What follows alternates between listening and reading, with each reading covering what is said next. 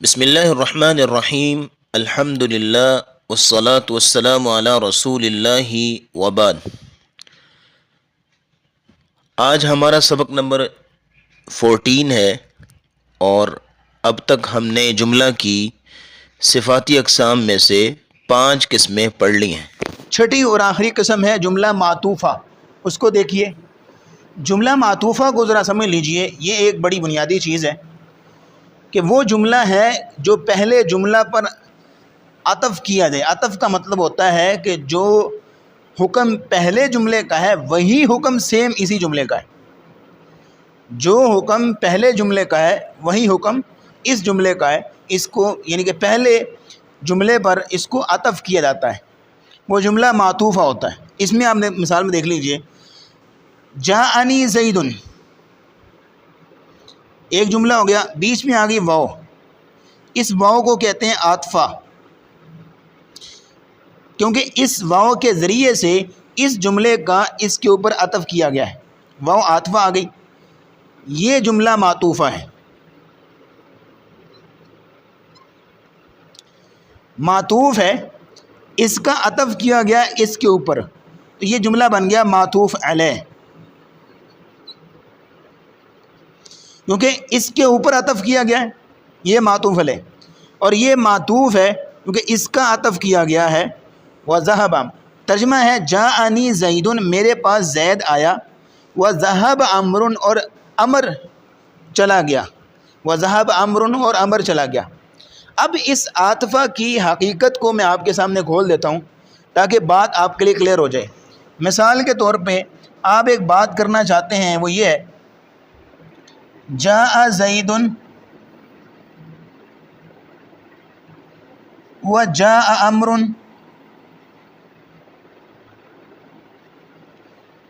وجاء خالد۔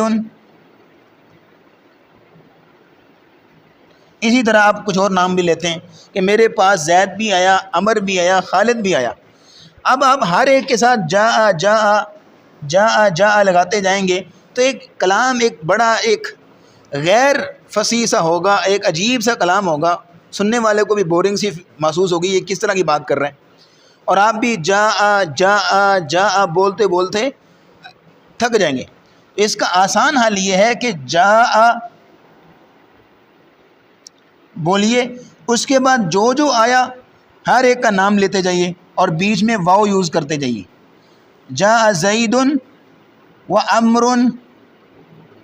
و خالد، آیا زید عمر خالد۔ جاء زیدن کے ساتھ بھی ہے، عمرن کے ساتھ بھی ہے، خالدن کے ساتھ بھی ہے، تو ان واو نے جو حکم زید کے ساتھ تھا جاء کا، وہی حکم عمر کے ساتھ خالد کے ساتھ بھی لگا دیا۔ اس واو نے آگے، یہ واو کا فائدہ ہے۔ پہلے معطوف کا معنی سمجھ لیجئے کہ معطوف بنیادی طور پہ عطف یعطف عطفا سے ہے، جس کا مطلب ہوتا ہے مائل ہونا، جھکنا، مڑنا۔ اور نحو کی لینگویج میں، نحو کی ڈکشنری میں معطوف علیہ کا معنی ہوتا ہے کسی حرف کے ذریعے سے لفظ کو پہلے کے تابع کرنا۔ کسی حرف یعنی واو کے ذریعے سے آپ کسی لفظ کو پچھلے لفظ کے تابع کر دیتے ہیں، یعنی اس کے حکم میں شامل کر دیتے ہیں۔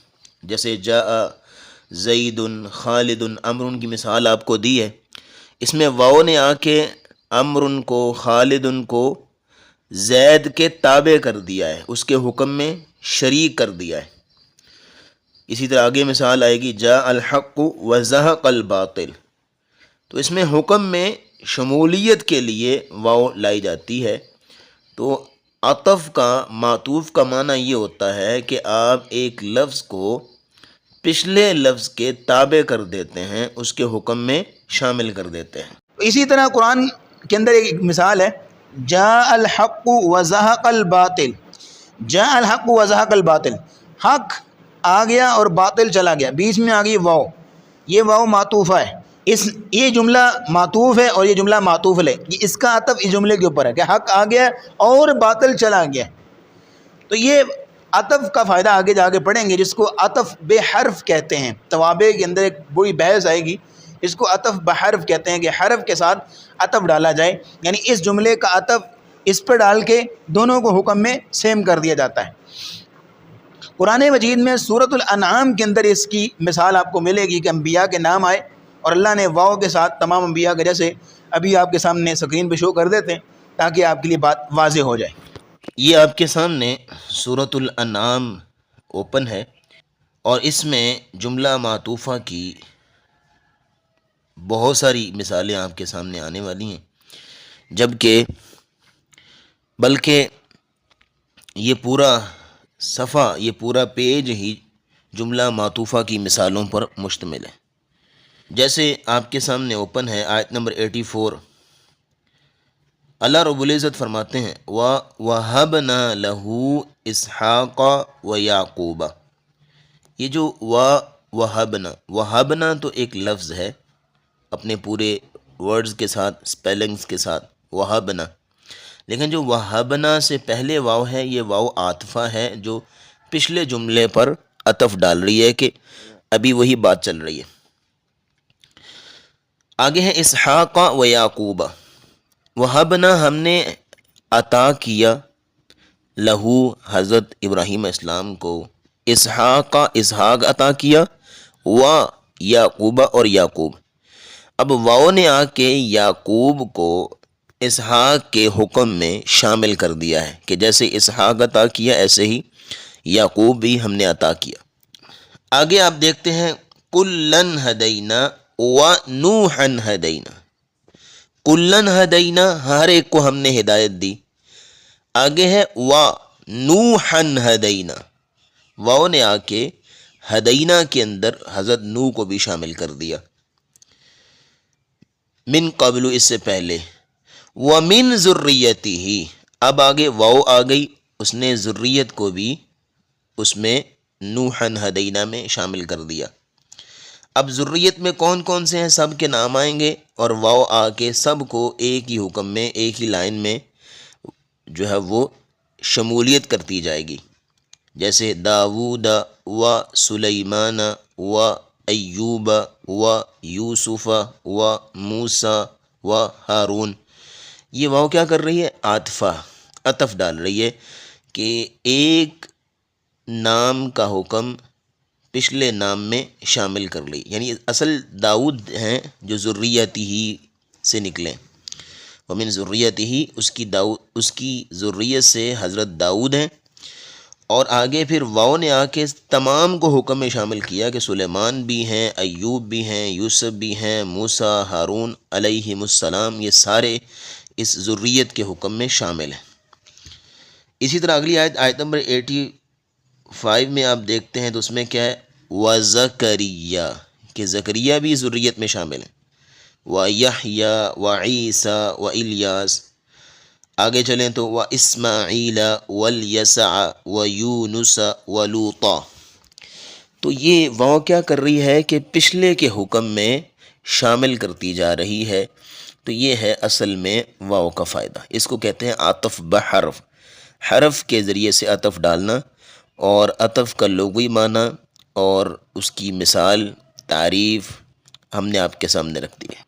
تو یہاں تک ہم نے دوسری فصل مکمل کی ہے تقریباً 3 سے 4 سبقوں میں، جس میں ہم نے جملہ کی ذاتی اور صفاتی اقسام پڑھی ہیں، اور اس کے ساتھ ساتھ جملہ بنانے کا طریقہ کار، اور ایک جملے کے اندر کم از کم کلموں کی تعداد کتنی ہونی چاہیے، اور میکسیمم اگر تعداد ہوتی ہے تو پھر کیا کیا ذمہ داریاں ہم پہ عائد ہوتی ہیں کہ اس جملے کو ہم کس طرح سولو کریں، کس طرح حل کریں۔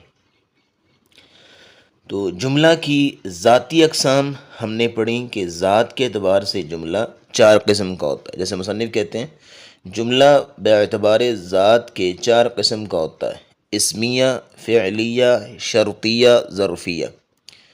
اسمیہ جس کا پہلا حصہ اسم، دوسرا حصہ جو ہے وہ اسم ہو یا فعل ہو، جیسے زید قائم۔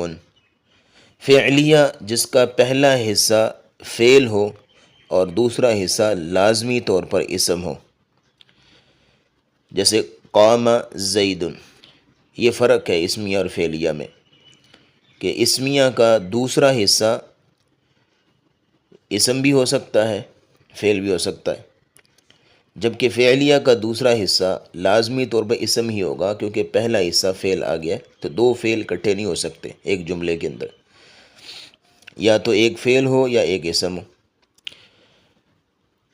تیسرا ہے شرطیہ، جیسے ان تکرمنی اکرم کا، جس میں کسی شرط کو رکھا جائے ریاکشن کے لیے کہ اگر یہ چیز ہوگی تو پھر یہ چیز ہوگی۔